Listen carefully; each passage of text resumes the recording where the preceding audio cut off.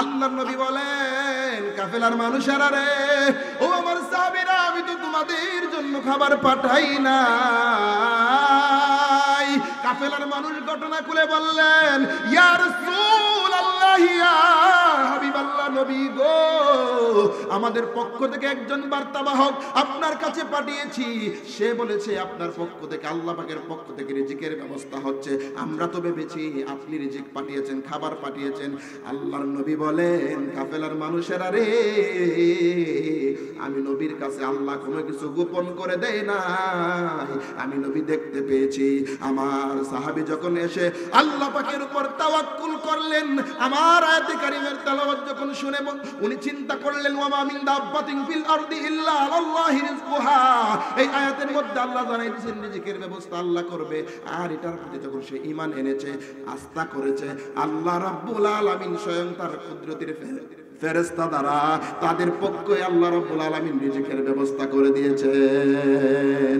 মাওলা তুই রে তুই আউয়াল আখিরে, মাওলা তুই রে তুই, মাওলা তুই রে।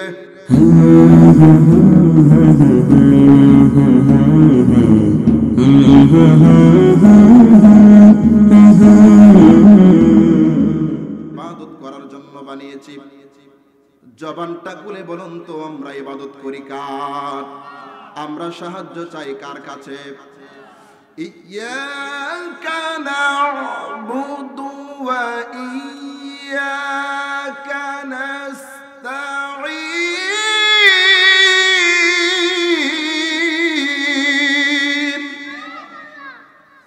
আল্লাহ রাব্বুল আলামিন এই সূরাতুল ফাতিহা উম্মুল মুমিনিনে আমরা প্রত্যেক নামাজের মধ্যে, প্রত্যেক রাকাতের শুরুতে দাঁড়াইয়া দাঁড়াইয়া আল্লাহরে বলে, ইয়্যাকা না'বুদু ওয়া ইয়্যাকা নাস্তাঈন। আমরা তোমার ইবাদত করি এবং তোমারই কাছে সাহায্য প্রার্থনা করি। বলেন আল্লাহু আকবার। ভাইরা আমার, বন্ধুরা আমার মূল পয়েন্টটা হচ্ছে, প্রথমে আল্লাহকে বললাম, আল্লাহ কেন বানাইলা? আল্লাহ বলে, আমি রবের গোলামি করার জন্য তোমাদেরকে বানাইলাম। আমরা স্বীকার করি আমরা একমাত্র গোলামি করি আল্লাহ রাব্বুল আলামিনের, ঠিক কিনা বলেন? পরের ধাপ হচ্ছে, ওই রবের গোলামি যে আমরা করি, রব যে আমাদেরকে দুনিয়াতে পাঠালেন, আমাদের রিজিকের দায়িত্ব কার কাছে? আমরা যে খানা পিনা করি, আমরা যে আহার করি, ভক্ষণ করি, ইনকাম করি, এগুলো দায়িত্ব কার কাছে? আল্লাহ রাব্বুল আলামিন কুরআনুল কারীমের মধ্যে বলেন, ওয়া মা মিন দাব্বাতিন ফিল আরদি ইল্লা আলাল্লাহি রিজকুহা। রব্বি কারীম বলেন, পৃথিবীতে এমন কিছু নাই যার রিজিকের দায়িত্ব আমি আল্লাহ রাব্বুল আলামিন নেই নাই। সকল জীবজন্তুর রিজিকের দায়িত্ব আল্লাহ রাব্বুল আলামিন নিয়েছেন। যারা ভক্ষণ করে, যাদেরকে ভক্ষণ করতে হয়, খেতে হয়, খেয়ে পরে যাদেরকে বাঁচতে হয়, ওই খানা পিনার রিজিকের ব্যবস্থা যিনি করেন তিনি কে? 18,000 মাখলুকাতের মধ্যে আমরা হলাম আশরাফুল মাখলুকাত, ঠিক কিনা বলেন?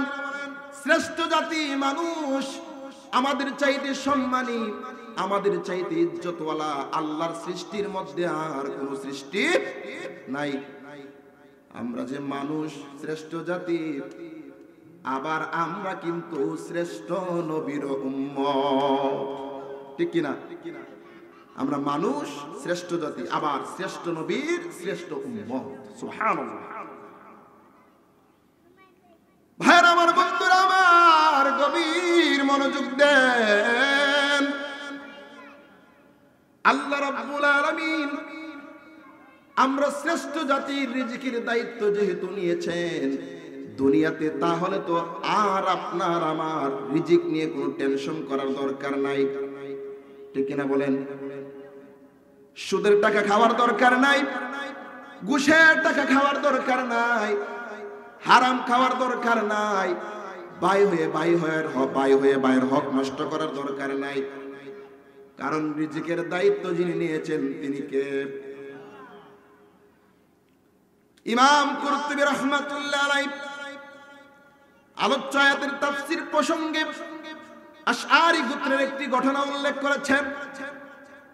ভাইরা আমার, বন্ধুরা আমার, হযরত আবু মালিক ও আবু মুসা আশআরী রাদিয়াল্লাহু তাআলা আনহুমা, উনাদের দুইজনের নেতৃত্বে ইয়ামেন হতে একটি দল হিজরত করে মদিনায় গমন করেন। মনোযোগ দিয়ে আমার কথাটা, উনাদের দুইজনের নেতৃত্বে একটি দল, একটি কাফেলা হিজরত করে মদিনায় গমন করতেছেন। রাস্তার মধ্যে উনাদের পাতেও যা ছিল, আহারের যা ছিল, পানি এবং খাবার সবকিছু মধ্য রাস্তার মধ্যে শেষ হয়ে গেছে। এত বড় কাফেলা নিয়ে মদিনা পর্যন্ত পৌঁছানো উনাদের পক্ষে সম্ভব নয়। চিন্তার মধ্যে পড়ে গেলেন। এই কাফেলার পক্ষ থেকে একজন বার্তাবাহক, আল্লাহর নবী, নূর নবী আমার হযরত মুহাম্মদুর রাসূলুল্লাহ সাল্লাল্লাহু আলাইহি ওয়াসাল্লামের কাছে একজন বার্তাবাহক পাঠালেন। বার্তাবাহককে বলে দিলেন, রে বার্তাবাহক, যাও যাও আমাদের নবীকে গিয়া বলো, আমরা হিজরত করার জন্য ইয়ামেন থেকে মদিনায় আসার পথে আমাদের পাতেও শেষ হয়ে গেছে। নবী যেন আমাদের জন্য কিছু রিজিকের ব্যবস্থা করে দেয়, খাবার পানির ব্যবস্থা করে দেয়। যাও যাও।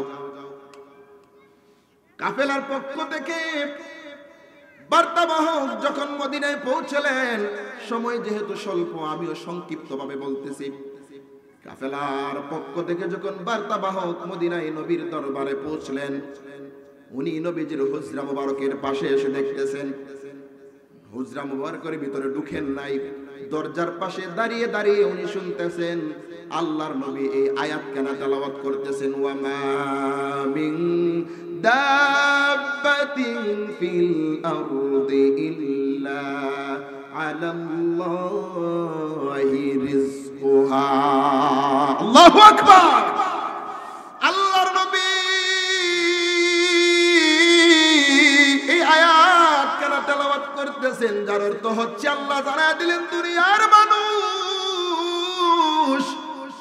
ও দুনিয়ার মানুষ, জেনে নাও তোমাদের সবার রিজিকের দায়িত্ব আমি আল্লাহর কাছে। দুনিয়ার কোন রাজা বাদশার কাছে রিজিক চাইতে যায় না, দুনিয়ার কোন মানুষের মুখাপেক্ষী হয় না, আমি আল্লাহর কাছে চাওয়ার মতো চাও। চাইতে পারলে আমি আল্লাহ রাব্বুল আলামিন তোমাদেরকে রিজিক দিব, কারণ আমি ওয়াদা দিয়ে রাখছি দুনিয়াতে পাঠানোর পূর্বে আমি আল্লাহ তোমাদের রিজিক পাঠাইছি। বলেন সুবহানাল্লাহ। বার্তাবাহক ভয় পেয়ে গেলেন। আল্লাহ কুরআনুল কারীমে জানায় দিলেন, রিজিকের দায়িত্ব নিয়েছেন আল্লাহ। আমি যদি নবীর কাছে যাই, নবীকে গিয়ে বলি, নবী গো আমাদের রিজিকের ব্যবস্থা করে দেন, নবী হয়তো আমার প্রতি রাগান্বিত হতে পারে, বলতে পারে তোমরা কি জানো না আল্লাহ রাব্বুল আলামিন সকলের রিজিকের দায়িত্ব নিয়েছেন, আল্লাহর কাছে চাও, আল্লাহ ব্যবস্থা করে দিবেন। আসলে এটা আল্লাহ পাকের রব্বুল আলামিনের কুদরতের একটা খেলা। উনি কি বুঝাইতে চেয়েছেন শুনেন আমার প্রাণের ভাইরা। ওই বার্তাবাহক ভয় পেয়ে আল্লাহর নবীর কাছে আর রিজিকের কথা বললেন না, না বলে উনি সরাসরি কাফেলায় চলে আসলেন। কাফেলায় এসে কাফেলাবাসীদেরকে বলতেছে, তোমরা কেউ বিচলিত হয় না, টেনশনে পড়িও না, আল্লাহ রাব্বুল আলামিনের পক্ষ থেকে তোমাদের কাছে রিজিক আসতেছে, কেউ চিন্তা করো না। এই কথা যখন বললেন, কাফেলার মানুষ সবাই মনে মনে ভাবতেছে, ধরে নিলেন বার্তাবাহক মনে হয় আল্লাহর নবীকে বলেছেন নবী আমাদের জন্য কারো মাধ্যমে রিজিক পাঠাচ্ছেন, খাবার পানি পাঠাচ্ছেন। বলেন আল্লাহু আকবার। কাফেলার মানুষ এটা মনে করতেছে। বন্ধুরা রে আমার, কাফেলার মানুষ যখন এটা মনে করলেন, অল্প কিছুক্ষণের মধ্যে দেখা যায় খাঞ্জাবর্তী দুইজন ব্যক্তি গুস্ত রুটি নিয়ে তাদের সামনে হাজির হয়ে গেছে। গুস্ত রুটি নিয়ে হাজির হয়ে গেছে। কাফেলার মানুষ মনে মনে ভাবতেছে, আমার নবীর পক্ষ থেকে রিজিকের ব্যবস্থা হয়েছে, নবী খাবার পাঠিয়েছেন। বন্ধুরে ও আমার করোনার বাবাজিরা, গভীর মনোযোগ দেন। সবাই ভাবতেছে আমার নবীর পক্ষ থেকে রিজিকের ব্যবস্থা হয়েছে, নবী পাঠিয়েছেন। আল্লাহর কুদরতের খেলা বোঝা বড় দায়। বন্ধুরা ঘটনাক্রমে দেখা যায় সবাই যখন খানা খেলেন, উদর পূর্ণ করে খানা খাবার পরে আর অবশিষ্ট অনেক খাবার রয়ে গেছে, সবগুলা খাবার বললেন এই খাবারগুলা অপচয় করে লাভ নাই, নবীর দরবারে পাঠাইয়া দে, খাবারগুলা আমার নবী অন্য কোনো কাজে ব্যবহার করবে। এই বলে দুইজনের মাধ্যমে আবার খাবারগুলা আমার নবীর কাছে পাঠাইয়া দিলেন।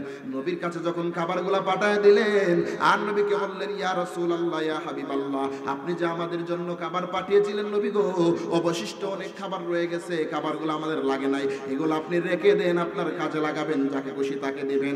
আল্লাহর নবী বলেন, কাফেলার মানুষেরা রে, ও আমার সাহাবীরা, আমি তো তোমাদের জন্য খাবার পাঠাই নাই। কাফেলার মানুষ ঘটনা খুলে বললেন, ইয়া রাসূলুল্লাহ, ইয়া হাবিবাল্লাহ, নবী গো, আমাদের পক্ষ থেকে একজন বার্তাবাহক আপনার কাছে পাঠিয়েছি, সে বলেছে আপনার পক্ষ থেকে, আল্লাহ পাকের পক্ষ থেকে রিজিকের ব্যবস্থা হচ্ছে, আমরা তো ভেবেছি আপনি রিজিক পাঠিয়েছেন, খাবার পাঠিয়েছেন।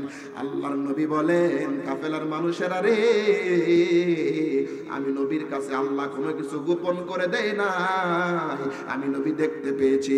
আমার সাহাবী যখন এসে আল্লাহ পাকের উপর তাওয়াক্কুল করলেন, আমার আয়াতে কারিমের তেলাওয়াত যখন শুনে উনি চিন্তা করলেন, ওয়ামা মিন দাব্বাতিন ফিল আরদি ইল্লা আলাল্লাহি রিজকুহা, এই আয়াতের মধ্যে আল্লাহ জানাই দিয়েছেন রিজিকের ব্যবস্থা আল্লাহ করবে। আর এটার প্রতি যখন সে ঈমান এনেছে, আস্থা করেছে, আল্লাহ রাব্বুল আলামিন স্বয়ং তার কুদরতের ফেরেশতা দ্বারা তাদের পক্ষে আল্লাহ রাব্বুল আলামিন রিজিকের ব্যবস্থা করে দিয়েছেন। মাওলা তুই রে তুই আউয়াল আখিরে, মাওলা তুই রে তুই, মাওলা তুই রে।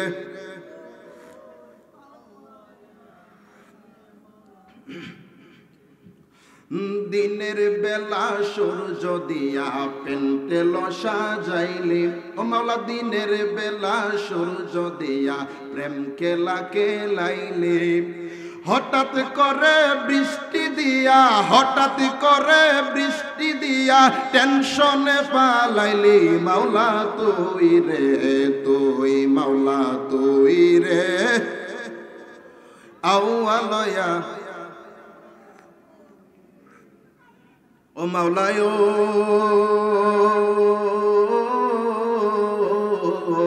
বুয়াল মাসে গিলে খাইলো ইউনুস নবী রে, ঠিক না বলেন? বুয়াল মাসে গিলে খাইলো ইউনুস নবী রে, আবার দুয়া ইউনুসের রুসিলাই, দুয়া ইউনুসের রুসিলাই, বাসাইলি কেম তারে, মাওলা তুই রে তুই, মাওলা তুই রে তুই আউয়ালয়া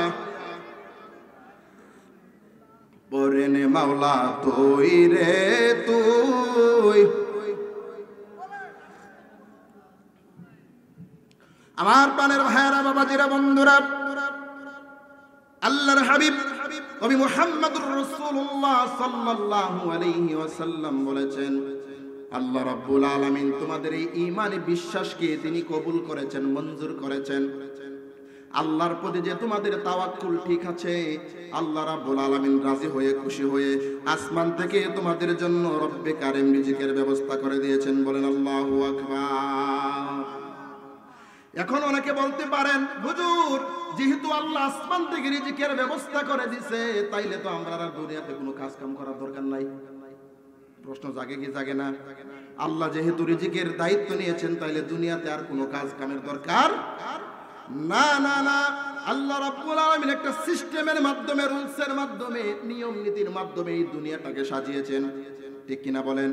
আল্লাহ রাব্বুল আলামিন দুনিয়াতে অসংখ্য অগণিত কর্মস্থলের ব্যবস্থা করে দিয়েছেন, মানুষ যেন কর্ম করতে পারে। আল্লাহ সূরা জুমার 10 নম্বর আয়াতে বলেন, ফাইযা কুদিয়াতিস সালাতু ফান্তাশিরু ফিল আরদি ওয়াবতাগু মিন ফাদলিল্লাহি ওয়াযকুরুল্লাহা কাসীরান লাআল্লাকুম তুফলিহুন। বলেন আল্লাহু আকবার। আল্লাহ রাব্বুল আলামিন বলেন, যখন তোমাদের সালাত আদায় করা শেষ হয়ে যাবে, সালাত শেষ হওয়ার সঙ্গে সঙ্গে জমিনের মধ্যে তোমরা রিজিকের তালাশে বের হয়ে যাও। সুবহানাল্লাহ। আল্লাহ বলে সালাত শেষ হওয়ার সাথে সাথে তোমরা জমিনের মধ্যে রিজিকের তালাশে ছড়িয়ে ছিটিয়ে পড়ো, আমি আল্লাহ পাকের অনুগ্রহ তালাশ করো। এই জন্যই তো মুমিন মুসলমান যারা তারা 5 ওয়াক্ত নামাজও পড়ে, উত্তম রিজিকের তালাশে পড়ে। ঠিক কিনা বলেন? ঠিক কিনা বলেন? ভাইরা আমার, বন্ধুরা আমার, কুরআনুল কারীমের অন্যত্র আল্লাহ ডাক দিয়ে বলেন, ইয়া আইয়ুহান নাসু কুলু মিম্মা ফিল আরদি হালালান তাইয়্যিবা ওয়া লা তাত্তাবিউ খুতুওয়াতিশ শাইতান ইন্নাহু লাকুম আদুউম মুবিন। বলেন আল্লাহু আকবার। মনোযোগ দিয়েন। ইয়া আইয়ুহান নাস, আল্লাহ পৃথিবীর সমস্ত মানুষদেরকে ডাক দিয়া বলেন, ও দুনিয়ার মানুষ, সমস্ত মানুষদেরকে ডাক দিয়া বলেন,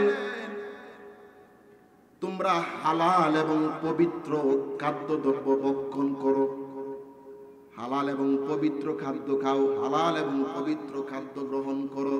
ওয়ালা তাত্তাবিউ খুতুওয়াতিশ শাইতান, শয়তানের পদাঙ্ক অনুসরণ করো না। ইন্নাহু লাকুম আদুউম মুবিন, কেননা নিশ্চয়ই তোমাদের প্রকাশ্য শত্রু। শয়তান আমাদের শত্রু না বন্ধু? জোরে বলেন, কেমন শত্রু শুনতেননি? হযরত মূসা আলাইহিস সালাতু ওয়াস সালাম, উনি কিন্তু অনেক রাগী ছিলেন।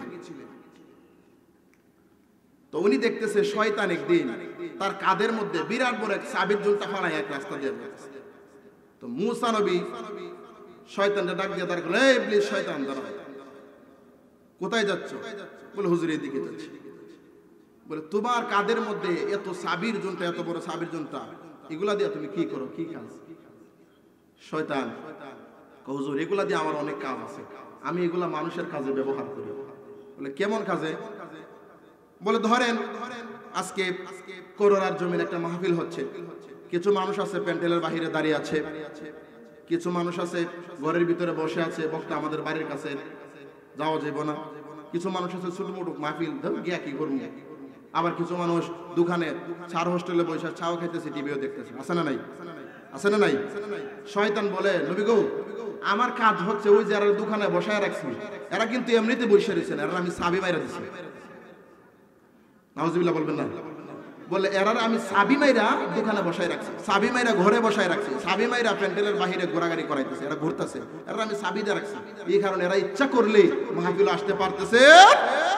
যারা এই প্যান্ডেলের বাহিরে দাঁড়ায় আছে, ঘুরতেছে, বুঝবেন যে এরার পিছনে চাবি কে মারে। জুড়ে বলেন, শয়তান এর পিছনে কি করতেছে?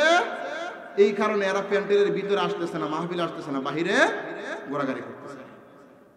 নাউজুবিল্লাহ বলবেন না? বলে, এতগুলা চাবি, একটা চাবির কাহিনী বুঝলাম, আর তা কি করো? বলে, কিছু মানুষ আছে বছরে একবার শুধু ঈদের নামাজও যায়, আর বাকি নামাজও যাওয়া।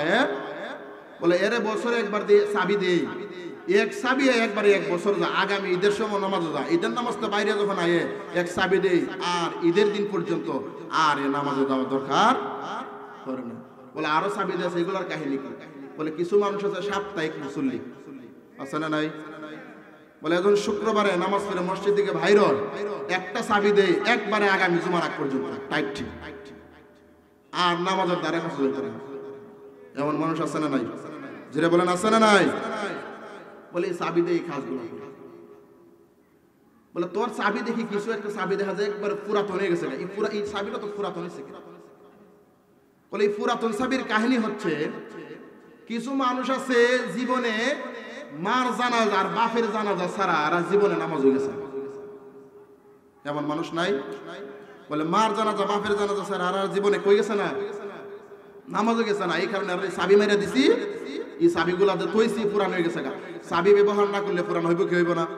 যেটা বলেন। বলে, তোর নতুন আর কিছু দেখতেছি, তো নতুন চাবি নেই। নতুন চাবির কাহিনী কি?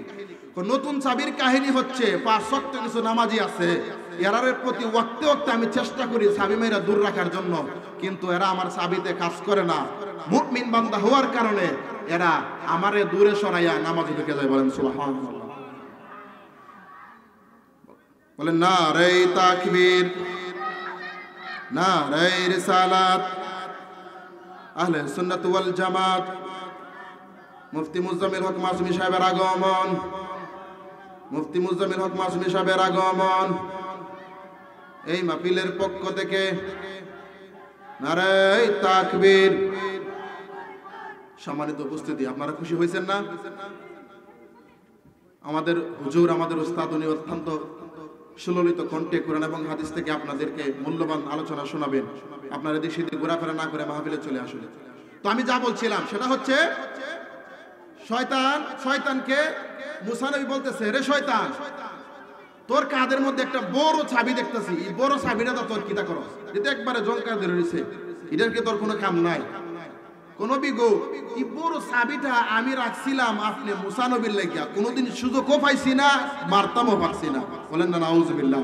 শয়তান বলে লা হাওলা ওয়ালা কুওয়াতা ইল্লা বিল্লাহিল আলিয়্যিল আযীম। শয়তানকে যখন মুসা নবী কথা বলল, শয়তান আসে না গেছে? জোরে বলেন আসে না গেছে?